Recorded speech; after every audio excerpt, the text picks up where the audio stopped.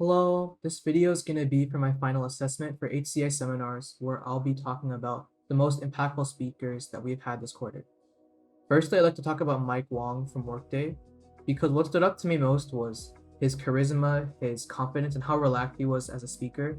I remember while he was presenting, he treated us more like a bunch of friends he was helping out rather than like an industry speaker. There was that level of relaxedness and comfort talking to him. One of the things that he said that stood out to me the most was he emphasized that internships aren't the end all be all. I think he talked about how just because you don't get an internship doesn't mean that it's the end of the road for you. A lot of us in the cohort right now, we are all kind of feeling like if we don't get an internship, are we not going to get jobs later? And I think he made a really good point where it's not necessarily that if you don't get an internship, you can't apply for a job later. It's more about regardless of if you get an internship or not, can you take advantage of the time that you will get this summer? For example, Drusha, my second year, she talked about how she was unable to get an internship, but despite of that, she worked very hard on her personal projects that summer. And those personal projects eventually got her attention from the industry, so it ended up being a very positive experience for her. And so I think Mike did a very good job of helping all of us feel like it's not the end of the world if we don't get internships. We still are all applying right now, but it's good to know it's not like the end all be all. Secondly, I talked to him after the seminar was over in the hallway, and he talked to me a lot about how resumes work, how resumes are filtered automatically through a lot of UX processes. And he gave me a lot of advice on how I could change my resume to be able to just hit those keywords that those filters are looking for to help my odds of getting through that pipeline. So I really am thankful that he told me all that stuff that would help in that area. Following Mike, I also benefited a ton from Hanyu from Google. I actually had a chance to show my portfolio to Hanyu during our seminar session, and from going through my portfolio, there were a lot of things she pointed out on my case studies, like, oh, this layout here could be improved, maybe use different like typography sets here. But the number one thing she was telling me is that it feels like a lot of my case studies are just hitting these certain pinpoints, such as does this person have a research study? Does this person have user testing? Does this person have some kind of a visual layout? As opposed to me arranging all my stuff in a way that presents a narrative.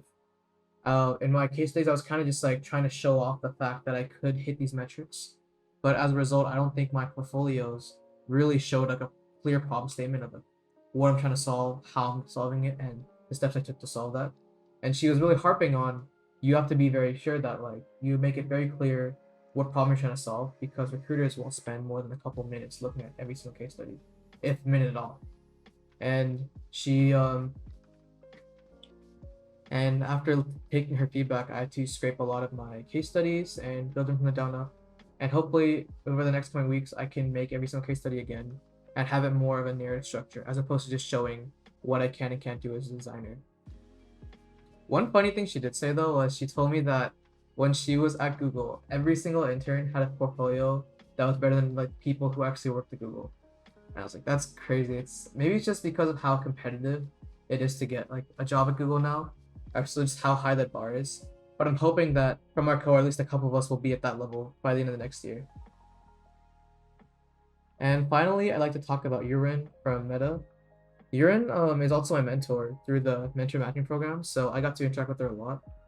So when I first showed my old portfolio to Yurin, she talked about how it's really cool that I displayed my programming abilities in my portfolio, but a lot of things I was doing, such as having elements fly around, were distracting and took away from just a clean, minimal visual design.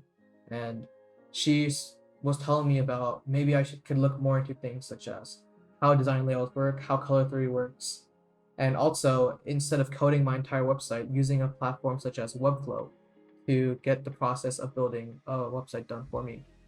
And though I obliged to this because she's my mentor and I wanted to listen to her advice,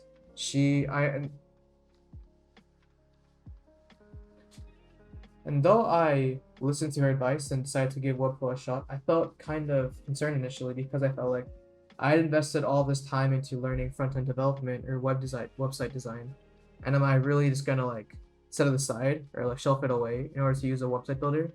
I think for me, it felt like I had sunken a lot of time into it and I should be using just my coding skills. And that was something I opened up to Yurin a lot. Like, I feel like before this program, I was really into mathematics, I was really into stats, I was really into programming. And now I feel like a lot of these things aren't really being taken full advantage of in this program. And she was telling me about how she actually did her undergrad in econ and how she used to code up her portfolios too, but she also switched off to using things like Webflow. And she was telling me about how these like unique backgrounds that you can bring to a team, such as expertise in like mathematics or stats, are things that set you apart. They're not necessarily things that you have lost time doing or pursuing. They're things that you can use as ways to contribute. You can provide new perspectives that others might not be able to. I think working with Euro really let me see more of how I can view my unique background as an asset rather than as a liability.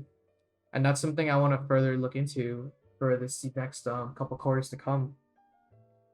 But yeah, those were the three speakers that were the most impactful for me. Overall, though, outside of speakers, I think one thing that is really unfortunate is I started to realize only recently just how amazing this class is, where every single week we get to talk to people from industry and like meet them and network with them. And I think unfortunately I did not take full advantage of this quarter. And I think that was just because I just had way too much on my plate at once. Like I was juggling being on a sports team, coaching for a different sports team. I was working a full-time job. I was also pretty active in like our cohorts like social scene. And also I ended up making that club I talked about in my last video. I made a visual design club and that's been going great.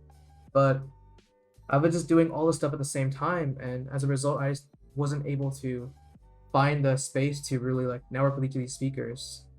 I think going forward to the next quarter, I understand that my time in this program is limited, and I have to start prioritizing meeting with these like professionals and like getting a higher quality networking experience with them. So like for example, I've told one of my bosses that I can't work as much next quarter. I might have to take a break. I've told my coaches I can't really be involved in our team as much. I think they're understanding of that because if I want to get to the level that my mentor is at right now, or some of the second years are at, I definitely do have to take full advantage of this class next quarter. And so that's my goal going to winter, just being able to set things that aren't as relevant at the moment aside so I can just go all in on this program. But yeah, I'm excited to see what kind of speakers come next quarter. Thank you so much to Yossi. Shout out to Yossi for arranging all this. Thank you for the second years. I'm glad that you guys are graduating soon, and hopefully I'll be in your shoes soon. All right, bye.